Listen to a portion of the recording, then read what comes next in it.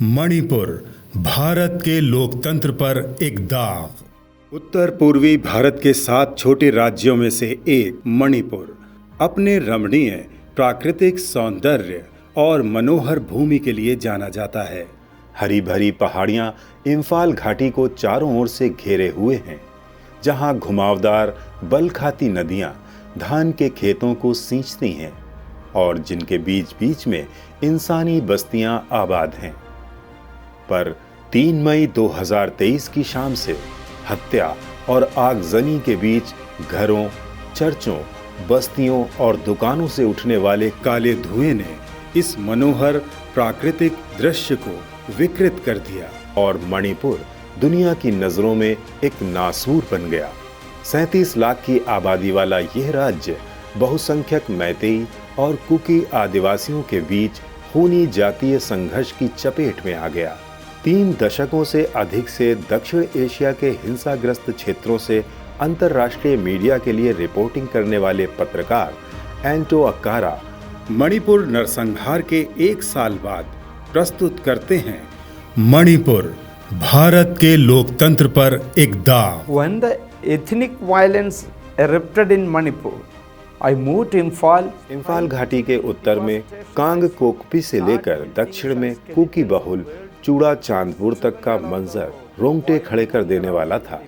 इमारतें जल चुकी थीं और वाहनों के पुर्जे सड़क पर बिखरे हुए थे। कुकी आदिवासियों की बस्ती चूड़ा चांदपुर में आग सबसे पहले तब भड़की जब मणिपुर उच्च न्यायालय के विवादास्पद फैसले का विरोध करते हुए आदिवासी जुलूस निकाल रहे थे।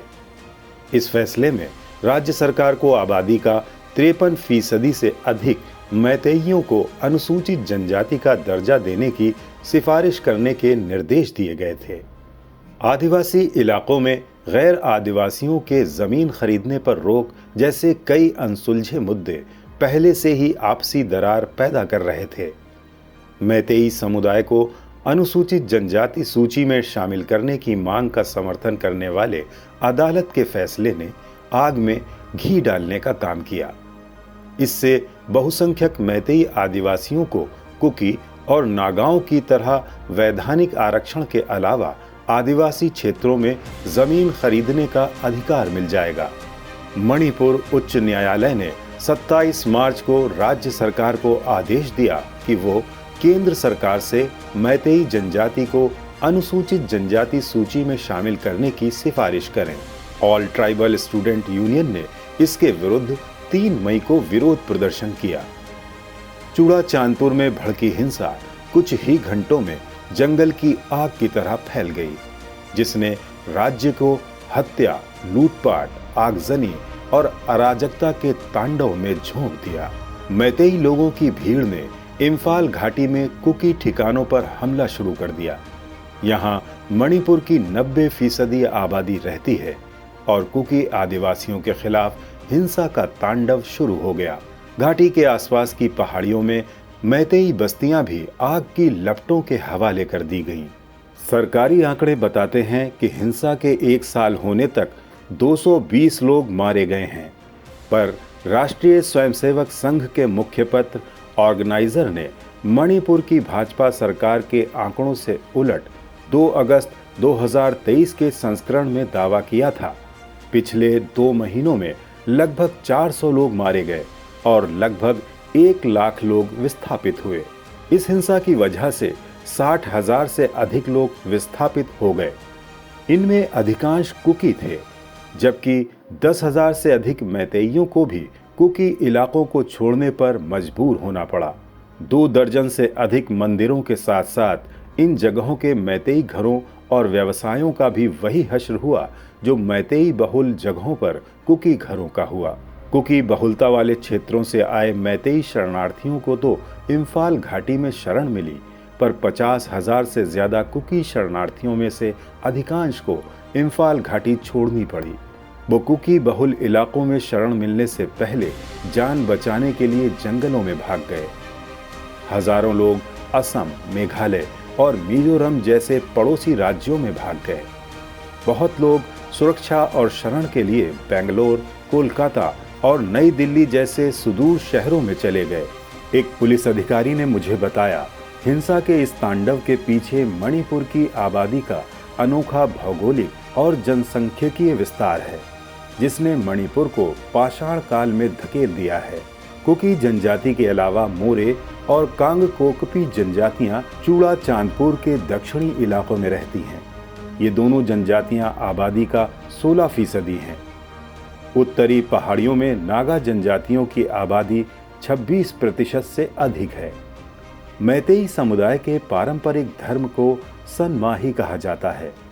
इनकी आबादी राज्य की 53% है, जो ज्यादातर 2200 वर्ग किलोमीटर में फैली इम्फाल घाटी में रहती हैं। ये घनी आबादी वाला मैदान मणिपुर के 37 लाख लोगों में से 2/3 से अधिक का घर है। आदिवासी भी व्यवसाय और अच्छे जीवन की तलाश में घाटी की ओर पलायन कर रहे हैं। 18वीं सदी की शुरुआत में मैतेई राजा पमहेइबा के हिंदू धर्म अपनाने और अपने राज्य कंगलेइपाक का नाम बदलकर मणिपुर करने के बाद अधिकांश मैतेइयों ने बंगाल के हिंदू सन्यासियों द्वारा प्रचारित हिंदू धर्म को अपना लिया। जातीय संघर्ष की आड़ में हिंदुत्व का एजेंडा। पहाड़ी जनजातियां कुल आबादी का 42% हैं। इनमें ज्यादातर ईसाई हैं। मैतेई लोग भी तेजी से ईसाई धर्म अपना रहे हैं। यह तथ्य इस जातीय संघर्ष में एक अलग आयाम जोड़ देता है। इससे ये पहली भी सुलझ जाती है कि 3 मई की रात से 36 घंटों में इम्फाल घाटी में हमलावरों की जिस संगठित भीड़ ने 600 से अधिक चर्चों को तोड़ डाला था, क्यों उसने 247 मैतेई चर्चों को भी निशाना बनाया था। मैतेइयों के ईसाई धर्म अपनाने की बात से पता चलता है कि जातीय संघर्ष की आड़ में ईसाई विरोधी एजेंडा काम कर रहा था। तभी तो कुकी समुदाय के घरों के साथ साथ मैतेई चर्चों को भी खास निशाना बनाया गया, जबकि नागा जनजाति के चर्चों को छोड़ दिया गया। ईसाई धर्म को अपनाने वाले मैतेइयों की लगातार बढ़ती संख्या ने भगवा दल को परेशान कर दिया है। संघ परिवार ने द ऑर्गेनाइजर के 16 मई के संपादकीय में यह आरोप लगाया कि यह रक्तपात चर्चों के समर्थन से किया गया था। इम्फाल हवाई अड्डे के पास इस जल चुके सेंट पॉल चर्च को देखो। कुर्सियों को इकट्ठा कर तोड़फोड़ के बाद दंगाई गैस सिलेंडर लाए और चर्च के अंदर आग लगा दी। भीड़ ने 3 मई की रात पास के ही पास्टोरल ट्रेनिंग सेंटर के 3 दर्जन लोगों के पहचान पत्रों को देखा। बार बार ये कहने के बावजूद कि यहाँ कोई कुकी समुदाय से नहीं है, 3 बार पहचान पत्रों को देखा और अगले दिन इस जगह को राख के ढेर में तब्दील कर दिया। पर इससे पहले दफ्तरों, कमरों और छात्रावास से कीमती सामान लूट लिया गया था। आधा दर्जन वैन और मोटरसाइकिलें भी जला दी गईं।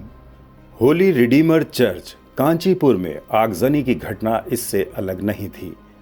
3 मई की शाम एक भीड़ ने मणिपुर सेंट्रल यूनिवर्सिटी के पास होली रिडीमर चर्च में घुसकर उसे जला डाला। प्रार्थना घर में तोड़फोड़ की और हॉस्टल में भी आग लगा दी। इम्फाल घाटी को कुकी आबादी से पूरी तरह खाली करने के बाद उग्रवादी मैतेई गुटों ने बेखौफ होकर घाटी में कुकी गांवों और दूसरी जगहों पर लूटपाट की। ऐसा ही एक निशाना इम्फाल से लगभग 2 घंटे की ड्राइव पर चंदेल जिले में सुगनू की हंसती खेलती बस्ती थी। यह जंगल की आग नहीं है। ऐसे ही सुगनू के ईसाइयों के घरों और संपत्तियों को आग में पूरी तरह भस्म कर दिया गया। दुख की बात यह है कि आगजनी की यह घटना हिंसा शुरू होने के वक्त नहीं, बल्कि 28 तारीख को मई के चौथे हफ्ते में हुई, जब गृह मंत्री अमित शाह शांति का संदेश लेकर इम्फाल में थे। ये सोचा समझा अग्निकांड अरमाबाई थेंगोल की सुरक्षा बलों से टकराव का नतीजा था, जिसमें फौज ने घुटने टेक दिए। नतीजतन मणिपुर का सबसे पुराना कैथोलिक चर्च सेंट जोसेफ खंडहर में तब्दील हो गया। जैसे जैसे झड़प तेज हुई, हजारों कुकी ईसाई भाग गए और हाई स्कूल और इमारतों में आग लगने से पहले कई लोगों को सुगनू से बाहर निकाल लिया गया। ईसाई घरों और दूसरी संपत्तियों को लूट लिया गया और आग लगा दी गई। कुकी बस्ती बमबारी से वीरान हुई सी लगती है। कोई नहीं जानता कि वे कभी सुगनू लौटेंगे भी या नहीं। सौभाग्य से सुगनू की तरह के सैकड़ों कुकी शरणार्थियों को पड़ोसी राज्य मिजोरम की पहाड़ी राजधानी आइजोल में आसरा मिला। ईसाई बहुसंख्यक मिजोरम की सरकार ने उदारता पूर्वक मदद का हाथ बढ़ाया और उन्हें नए बनाए काम चलाऊ फ्लैटों में रहने की जगह दी। व्यापक हिंसा के बीच भी मणिपुर में सब कुछ खत्म नहीं हुआ है। जब एक भीड़ सैक्रेड हार्ट चर्च को तोड़ने के लिए बुलडोजर लेकर पहुंची तो वहां की मैतेई औरतों और दूसरे लोगों ने वहां पहुंचकर उन्हें रोक दिया। मैतेई महिला समूह की स्थानीय इकाई मीरा पाइबिस ने कई दिनों तक चर्च और इस हाई स्कूल की रक्षा की ताकि उसे कोई नुकसान न पहुंचे। ऐसी ही प्रतिक्रिया तब हुई जब कुकी औरतों की नग्न परेड का दुनिया को स्तब्ध कर देने वाला वीडियो हिंसा शुरू होने के 6 हफ्ते बाद वायरल हो गया। जनाक्रोश के बाद पुलिस ने हुइरेम हेरोडास सहित कुछ आरोपियों को गिरफ्तार किया। तब ये खबर फैली। गुस्साई मैतेई औरतों ने ही 20 जुलाई को मैतेई युवक के घर में आग लगा दी। इससे पता चलता है कि जातीय आधार पर जनता के पूरी तरह बट जाने के बावजूद मणिपुर में गलत और अन्याय की परख करने वाली भावना खत्म नहीं हुई है। गृह मंत्री अमित शाह ने किया पलटवार।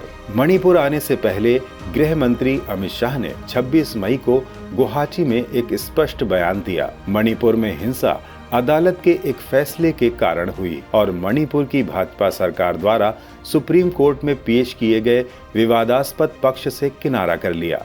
मुख्यमंत्री बीरेन्द्र सिंह ने 21 मई को स्वीकार किया था कि अभूतपूर्व हिंसा राज्य सरकार की सुरक्षा और खुफिया चूक के कारण हुई थी और इसकी सारी जिम्मेदारी सरकार की है। लेकिन अराजकता के खिलाफ आक्रोश के बीच राज्य प्रशासन निष्क्रिय रहा। 4 जून को तब देश स्तब्ध रह गया जब इम्फाल में एक घायल बच्ची को उसकी मां के साथ अस्पताल ले जा रही एक एम्बुलेंस में आग लगा दी गई। 16 जून को राज्य विदेश मंत्री R.K. रंजन सिंह के घर पर 20 सुरक्षा अधिकारियों की सुरक्षा के बावजूद आग लगाने की एक और हैरान करने वाली घटना हुई। भारत के उप विदेश मंत्री R.K. रंजन सिंह ने गुस्से में कहा, मणिपुर में कानून व्यवस्था पूरी तरह ध्वस्त हो चुकी है। फिर भी मोदी सरकार ने बीरेन्द्र सिंह सरकार को बर्खास्त कर और अनुच्छेद 356 लागू नहीं किया। उल्टा रंजन सिंह के बयान के बाद आंतरिक मणिपुर निर्वाचन क्षेत्र से भाजपा ने उनका टिकट काट दिया है। इस आगजनी ने आरंबाई थेंगोल जैसे सशस्त्र गुट के सामने कानून का शासन लागू करने में नाकामयाबी को भी उजागर कर दिया। ये संगठन पुलिस के हथियारों को लूटने और इम्फाल घाटी में आतंक फैलाने के बाद खुद ही एक कानून बन गया है। पुलिस अधिकारियों ने लूटे गए हथियारों को वापस करने की बेमन अपील की, जिसका कोई असर नहीं हुआ। तब ऐसे बड़े ड्रॉप बॉक्स इम्फाल में जगह जगह रखे गए थे। सार्वजनिक स्वास्थ्य, इंजीनियरिंग और दूसरे विभाग संभाल रहे मैतेई मंत्री एल सुसिंद्रो ने भी जिम्मेदार नागरिक की तरह हथियार ड्रॉप बॉक्स को घर के बाहर रखा। इससे उग्रवादी मैतेई नाराज हो गए। 23 जून की रात पूर्वी इम्फाल जिले के चिंगारेल में उनके निजी गोदाम में आग लगा दी गई, जिसमें 120 करोड़ के प्लास्टिक पाइप और अन्य सामग्री जलकर नष्ट हो गई। मीडिया ने बताया है कि मंत्री सुसिंद्रो की तरह भाजपा कार्यालयों और मणिपुर की एकमात्र महिला मंत्री नेमचा किंगपेन और पीडब्ल्यूडी मंत्री कोंथोजाम गोविंद दास, उरीपोक विधायक रघुमनी सिंह, सुगनू विधायक के रंजीत सिंह और नाओरिया पांखाग लगपा विधायक एस.के.बी. देवी के घरों को भी आग लगा दी गई है। लेकिन इन शर्मनाक हमलों में भी सबसे चौंकाने वाला हमला 28 सितंबर की रात को मुख्यमंत्री बीरेन्द्र सिंह के पैतृक घर पर हुआ, जब 500 की बेकाबू भीड़ ने इम्फाल शहर के बाहर बीरेन्द्र सिंह के खाली पड़े पैतृक घर को जलाने की कोशिश की। तब सुरक्षा बलों को गोली चलानी पड़ी और आंसू गैस के गोले छोड़ने पड़े। मणिपुर में भारतीय लोकतंत्र दयनीय हालत में है और राज्य में अराजकता का राज है।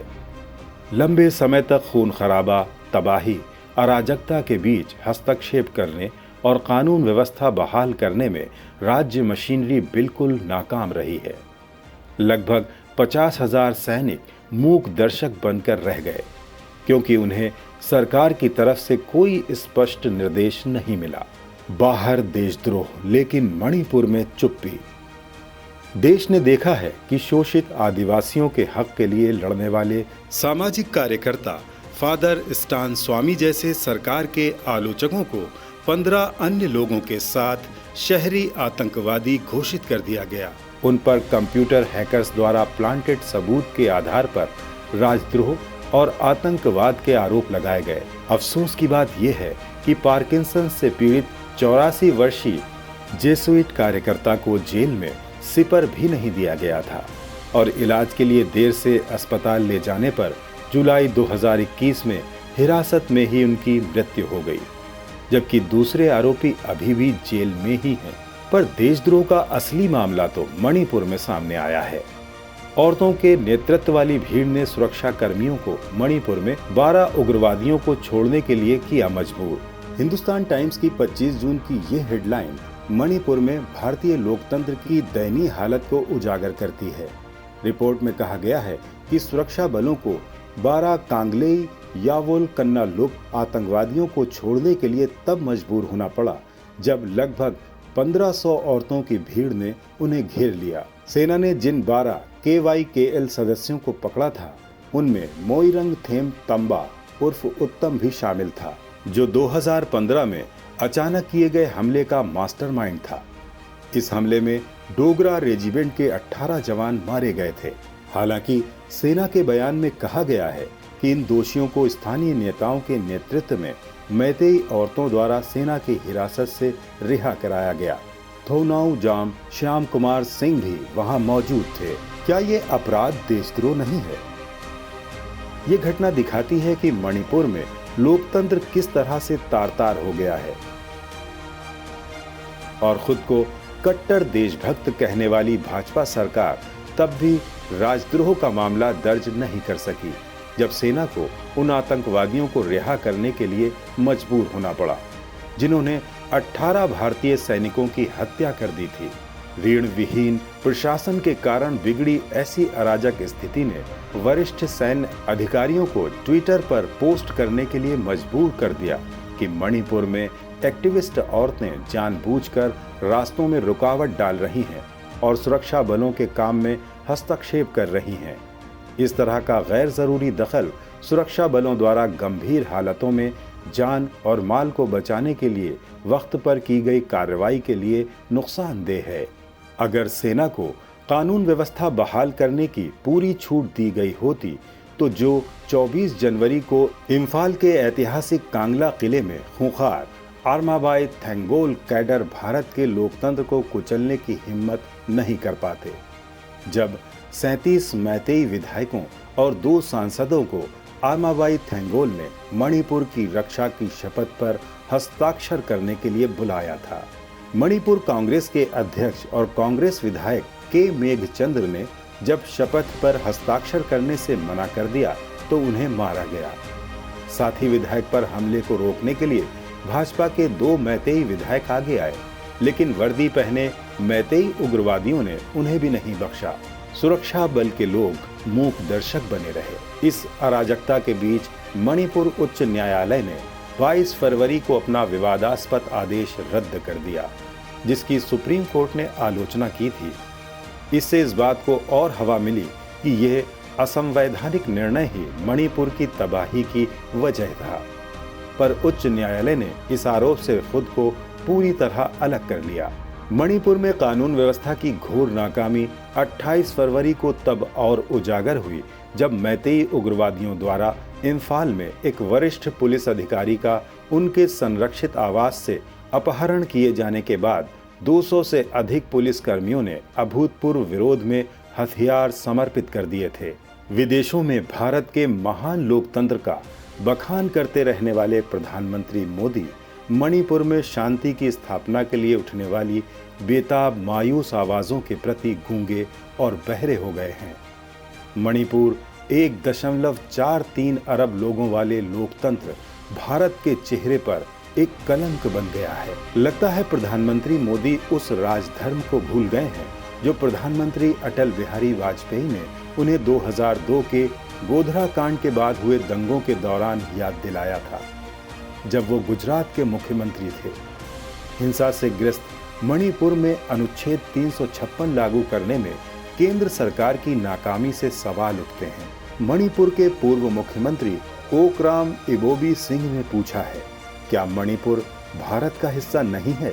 लोकसभा चुनाव से पहले देश भर में घूम रहे और पड़ोसी राज्य असम का बार बार दौरा कर रहे प्रधानमंत्री ने हिंसा शुरू होने के बाद से अब तक मणिपुर में कदम भी नहीं रखा है।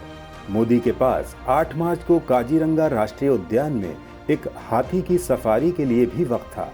खाना खिलाने की तस्वीरें उन्होंने साझा की, पर काजीरंगा से केवल 230 किलोमीटर दूर भूखे बेघर बच्चों को चॉकलेट देने के लिए उन्हें वक्त नहीं मिला। इस आफत की वजह से हजारों लोग मणिपुर के और दूसरे राज्यों के राहत शिविरों में फंसे हुए हैं। राहत शिविरों में लापरवाही से भटकने के बजाय इन बच्चों को स्कूल में होना चाहिए था। बच्चे, बुजुर्ग, बीमार और स्वस्थ सभी राहत शिविरों में जिंदगी की लड़ाई लड़ रहे हैं। इलाज और देखभाल के बिना दर्जनों शरणार्थी दम तोड़ रहे हैं। नागालैंड के दीमापुर से मणिपुर को जोड़ने वाले महत्वपूर्ण हाईवे और इम्फाल से चूड़ा चांदपुर और दूसरी जगहों तक जाने वाली प्रमुख सड़कों की सामुदायिक आधार पर की गई नाकेबंदी ने जीविका के लिए जूझ रहे मैतेई और कुकी दोनों की तकलीफों को कई गुना बढ़ा दिया है। जरूरी चीजों की भारी कमी के बीच भीतरी इलाकों की नाकाबंदी ने दूर दराज के इलाकों में राहत वितरण सामग्री में मुश्किल पैदा करने के साथ ही विस्थापितों के दर्द को और बढ़ा दिया है।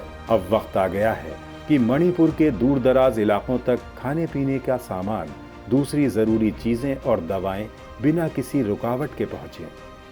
राहत शिविरों में जिंदगी के लिए जूझ रहे राज्य में और बाहर रह रहे हजारों लोग भारत की सरकार से संविधान में राज्य नीति के निदेशक तत्वों के अनुच्छेद 38(1) में किए गए वादों को पूरा करने की अपील करते हैं। राज्य सामाजिक, आर्थिक और राजनीतिक न्याय सुनिश्चित कर आय, स्थिति, सुविधाओं तथा अवसरों में असमानताओं को कम करके सामाजिक व्यवस्था को सुरक्षित एवं संरक्षित कर लोगों के कल्याण को बढ़ावा देने का प्रयास करेगा। ये वक्त है जब व्यथित भारत अपने कवि, नोबेल पुरस्कार विजेता रविंद्रनाथ टैगोर की गीतांजलि की 35वीं कविता को याद करे। Where the mind is without fear and the head is held high into that heaven of freedom, my Father, let my country awake.